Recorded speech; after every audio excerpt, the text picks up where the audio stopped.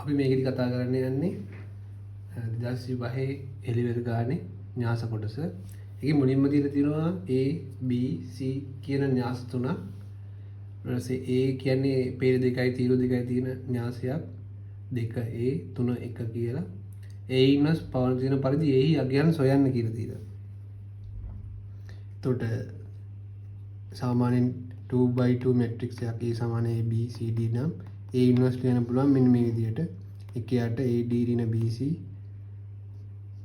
BC වැඩි කිරීම මේක ප්‍රධාන විකරණයේ පද දෙක මාරුණා. ඉතුරු විකරණේ ඍණ B ඍණ C වුණා. ඍණ වලින් ගුණිත වුණා. මේ මේකයට AD ඍණ BC කියන්නේ න්‍යාසය. න්‍යාසයේ විවේචකය පවතින A ඉන්වර්ස් එක පවතින නම් තියෙන තර්කය තමයි විවේචකේ කවදාවත් බිඳුව වෙන්න බෑ කියන්නේ. එතකොට මේක යට පදයක් තියෙනවනේ. මේ යට පදයේ බිඳුව වුණොත් මේ විවේචකයේ අර්ථ දැක්කෙන්නේ යට බිඳුව කියන්නේ අර්ථයක් නැහැ. අර්ථ දැක්කෙන්නේ නැහැ. එතකොට කවදාවත් මේ AD ඍණ BC කියන එක බිඳුව වෙන්න බෑ. එතකොට අපි AD ඍණ BC ට අගයන් ආදේශ කරාම ඒ කවදාවත් 2/3 වෙන්න බෑ. 2/3 වුණොත් මෙතන බිඳුව වෙලා 1/3 බිඳුව හැදෙනවා. එතකොට මේක අර්ථ දැක්වීම ඩිටර්මිනන්ට් එක විවේචකයේ අර්ථ දැක්වීමක් නෑ. එතකොට ඒට ඕනම සංඛ්‍යාවක් ගන්න පුළුවන් 2/3 හැර. ඊළඟ කොටස කියනවා A S වලින් AB සොයන්න කියලා. අපි B එන්නේ පේලි 2යි තීරු 3 න්‍යාසයක්. අපි AB වෙන ලියාගත්ත මේ විදිහට ගුණ කරන්න. මේකේ බේනුව මේකේ තීරුවෙන් ගුණ කරා. මේකේ පේලි මේ තීරුවෙන් ගුණ කරා. ඒ විදිහට අපි 2/3 න්‍යාසයක් ආවා. මේක තමයි උත්තරේ. අපිට එන AB ගුණිතේ AS වලින් ලියුවාම. ඊළඟ කොටස තියෙනවා B හි පෙරළුම A හි පෙරළුම සමානයි C වන පරිදි A හි අගය නිර්ණය කරන්න කියලා. එතකොට B හි ට්‍රාන්ස්පෝස් එක A හි ට්‍රාන්ස්පෝස් සමානයි C. මේ තමයි B හි ට්‍රාන්ස්පෝස් එක. අපි පේලිය තීරු කරා B හි ඒකෙත් පේලිය තීරු කරා ඊට පස්සේ දෙක ගුණ කරාම මේ වගේ මැට්‍රික්ස් එකක් එන්නේ 4 ධන A 7 6 7 3A 3A ධන 1. ඒක සමානයි C ලු. අපි C ට කෙලින්ම මේක ආදේශ කරා. එතකොට මෙතර න්‍යාස දෙක සමාන කොට ඒකේ සාවයවත් එකිනෙකට සමානයි. එතකොට 3A ධන 1 සමානයි මෙතන 4 වෙනවා. එතකොට ඒ සමාන 1ක් කියලා තමයි එන්නේ. න්‍යාසවල අන්තිම කොටස තියෙන්නේ A අඩු කිරීම A - 3i වන බව පෙන්වන්න. මෙහි i යනු කණේ දෙක වූ ඒකක න්‍යාසය වේ. අපි දන්නවනේ අපි A ඉන්වර්ස් ලියා ගන්නවා මම ඉස්සෙල්ලා කිව්ව සමීකරණය. ඒත් මේ විදිහට තමයි එන්නේ 1 යට ඉන්නේ 1 ධන 1 ඍණ 1 ඍණ 3 ධන 2. ඊට පස්සේ මෙතෙන්ට දැම්මා A අඩු කිරීම ඍණ 1 වරක් මේ තියෙන A ඉන්වර්ස් එක. දොඩකින් එනවා 3 ප්‍රධාන අනුක්‍රමණය 3යි. තුර 3 වරක් 1. එතන මේ කියන්නේ ඒකක න්‍යාසයක් සමානයි 3යි කියලා උත්තරේ එනවා. B කොටස තියෙන්නේ සංකීර්ණ සංඛ්‍යා වලින් ආව ප්‍රශ්නයක් අපිට. ඒකේ තියෙනවා W සමානයි මෙන්න මේක කියලා තියෙනවා. මෙහි W කි විශාලත්වය 2 හා කෝණය සංකීර්ණ සංඛ්‍යාව ඒ කෝණය arc W 3.5 බෙදීම 4 බව පෙන්වනවා. එතකොට අපි මේ යට කෑල්ල අයින් කරගන්න Z භාගයෙන් මේක Z නම් Z භාගයෙන් වැඩි කරා. එතකොට මාපාංග Z වර්ග කියනවා. උඩත් හරය වැඩි කරාම ලවයේත් වෙනසක් නොවෙන්න හරය ලවය දෙකේම Z භාගයෙන් වැඩි කරා. සුළු කරාම මේ කියනවා ඍණ මූල 2 ධන මූල 2යි i කියලා. අපි මේක අග සටහනේ ලියා ඇඳගමු. විශාලත්වය සහ කෝණය හොයන්න. මේ විදිහෙන්ද ඍණ තාත්වික කොටස ඍණ මූල 2යි අතාත්වික කොටස මූල 2යි. මේ තාත්වික අක්ෂය අතාත්වික අක්ෂය. ඒතර මේ විශාලත්වය ඉන්නේ ඍණ මූල 2 වර්ගය දා ඍණ මූල 2 වර්ගයේ වර්ගමූලේ විශාලත්වය දෙකක් එනවා. කෝණයේදී මෙතන 90යි මෙතන හරියටම මෙතන අංශ 45යි. එතකොට මේකත් එක්කම 90 ධන 5 බෙදීම 4. එතකොට 3.5 බෙදීම 4ක් එනවා කෝණය. ඊළඟ එකේ තියෙන්නේ මාපාංක ඉසට් කියලා සංකීර්ණ සංඛ්‍යාව ඉසට් කියලා සංකීර්ණ සංඛ්‍යාවක් තියෙනවා. ඒකම විශාලත්වය 2යි කෝණය 60යි. අන පරිදි ඉසට් යයි ගනිමු. සටහන ආගම සටහන් මත එහා බැලුවෙන ඉසට් හා W සංකීර්ණ සංඛ්‍යා නිරූපණය කරන ලක්ෂ යයි ගනිමු. එතකොට AB ලක්ෂ දෙකේ දුර අතර වර්ගය 8 ධන 2 මූල 2 ඍණ 2 මූල 6 බව පෙන්වන්න කියලා. එතකොට B පොයින්ට් එක තමයි මේ කියන්නේ ඍණ මූල 2 ධන 2 මූල 2යි කියන එක. එතකොට අපිට Z තේනවා තාත්විකගේ 1යි අතත්ගේ ධන මූල 3යි. මේ කියන්නේ A ලක්ෂය. මේකෙන් කියන්නේ Z මේකෙන් කියන්නේ W. මේ දෙකේම විශාලත්වයන් සමානයි. 2යි 2යි තමයි එන්නේ. එතකොට OA OB. අපි ඊට පස්සේ ඇඳ ගන්නවා AB යා කර ගන්නවා. එතකොට මේ පොයින්ට් එක y යගේ මූල 3යි මෙතන දැන් මූල 3යි. එතකොට මේ AB B ට එන්නේ මෙතන දැන් මූල 2යි. එතන මූල 3 වැඩි. ඒකින්ද A අගය තියෙන්නේ B ට උඩින්. අපි එතකොට AB ගේ විශාලත්වයනේ හොයන්නේ. අපි AB ගේ විශාලත්වය මෙතන සුදුගෝණී ත්‍රිකෝණයක් හදා ගන්නවා. ඊපස්සේ සුදුගෝණී ත්‍රිකෝණය මේ පැත්තට මූල 2යි මේ පැත්තට 1යි. ඒතර එක දන මූල 2යි. මේ පොඩි කොටසේ විශාලත්වය වෙන්නේ මූල 3 වරක් මූල 3ෙන් මූල 2ක් අඩු කරාම මේ පොඩි කොටසගේ විශාලත්වය වෙනවා මූල 3 ඍණ මූල 2යි. ඒතර අපි AB ගේ වර්ගය ගන්නවා පයිතගොරස් ත්‍රිකෝණයේ AB වර්ගය ගන්නවා මේ ත්‍රිකෝණයට පයිතගොරස් දාලා ඊට පස්සේ AB වර්ගය යනවා 8 ධන 2 මූල 2 ඍණ 2 මූල 6 කියලා.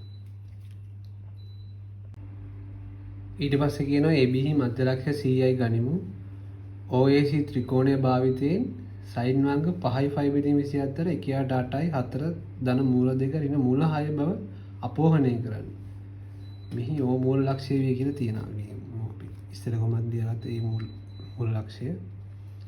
එතකොට AB ගේ මධ්‍ය ලක්ෂ්‍ය C ගත්තාම AB සමානව කැඩෙනවා.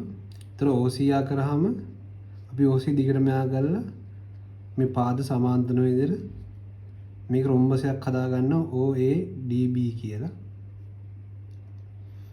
එතකොට රොම්බසයකදී ඒ රොම්බසයක් වෙනවා මෙතන පාද සමාන හින්දා රොම්බසයේදී එතකොට විකර්ණ එකිනෙකට ලංබක වෙනවා.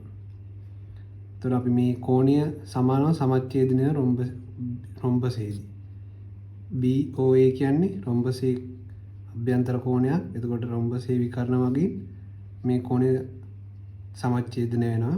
අපි මේ කෝණයගේ හොයා ගන්නවා θ 5/4 ධන 5/3 කියන්නේ සම්පූර්ණ 180 θ වෙනවා 5/5/12. කෝණය සමච්ඡේදනය හින්දා මේක θ බෙදීම දෙකක් එක පැත්තට වෙනවා. ඒතකොට θ බෙදීම දෙක සමානයි 5/5/24. මේ අපිට ඕන කෝණය එනවා මෙතනදී. ඒතර අපි මේ ත්‍රිකෝණය සලකලා OCB ත්‍රිකෝණය සලකලා යඳ ගන්න වෙනවා. මෙතන මේකේ දුර A බෙදීම 2යි. මේ B O මේ පොයින්ට් එක C. පයිත මෙතන මේක විශාලත්වය 2යි OB 2යි. මෙතන θ බෙදීම 2. මෙතන CB කියන්නේ AB බෙදීම 2. ඒතර sin θ බෙදීම 2 sin දානවා මේ දෙන්නට θ බෙදීම 2ට. sin θ බෙදීම කියන්නේ මේ AB බෙදීම 2 වරක් OB සමාන 2යි. ඊට පස්සේ ඒක දෙපැත්තම වර්ග කරනවා. මේ බෙදීම 2 වර්ගය 2 වර්ගය. ඒතර මේක 2 වර්ගය AB බෙදීම 2 ආයි මෙතන මේ දෙක මෙතෙන්ට ඇවිල්ලා 4යි. මේකනොත් 4යි. අපි AB වර්ගය දන්නවා 8 ධන 2 මූල 2 ඍණ 2 මූල 6. මේක සුළු කරා තවත් බෙදුවා 4න්. ඒතර 4 මේක බෙදුවා 2කින්. ඒතර 4යි මූල 2 ඍණ මූල 6 බෙදීම 8 කියලා එනවා. මේකේ තියෙනවා C කොටසේ මේකේ මුවවර ප්‍රමේය කොටස මෙන් තමයි දැන් මේක හදන්න තියෙන්නේ. දීලා තියෙනවා 1 ධන මූල 3යි වරක් 3යි m වරක් 1 ධන i වරක් 8 සමානයි 2 වරක් 3යි m ධන 4. එතකොට m අයිති ධන නිකිලයක්ලු. m හි අඩුම අගය සොයන්න කියලා තමයි දීලා තියෙන්නේ. එතකොට දැන් එක දෙන මූල 3යි අපි ඉස්සෙල්ලා හපු විදිහට cos θ දනයි sin θ වලින් ගත්තා. මේකත් එක දෙනයිවත් මූල දෙක වරක් මේ විශාලත්වයේ වරක් cos θ දනයි sin θ වලින් ගත්තා. අපි බලයන් තව සුළු කරා මූල දෙකට ඉදිරිය සුළු කරා.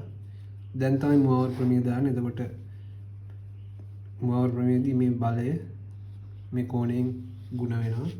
අපි දෙනවා cos 5 බෙදීම 3/3am sin 5 බෙදීම 3am ඒකට.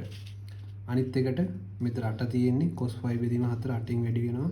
sin 5 බෙදීම 4 8න් වැඩි වෙනවා.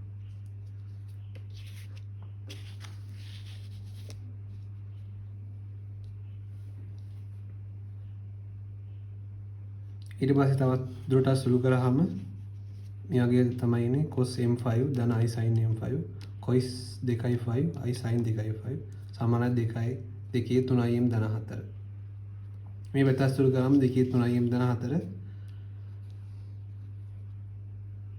එහෙම තමයි තියෙන්නේ. මෙතන සංකීර්ණ සංඛ්‍යා දෙක ගුණිතයක්. ඒතර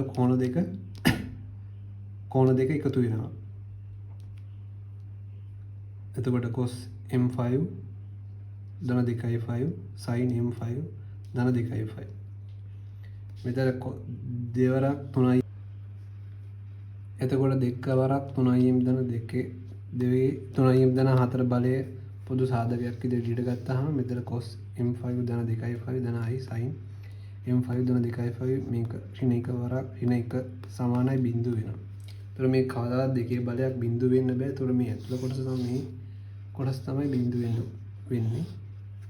ඒක බිඳු ආදේශ කරාම ඍණ 1 එළියට ඍණ 1 අනිත් පැත්තට ගත්තම ධන 1 වෙනවා.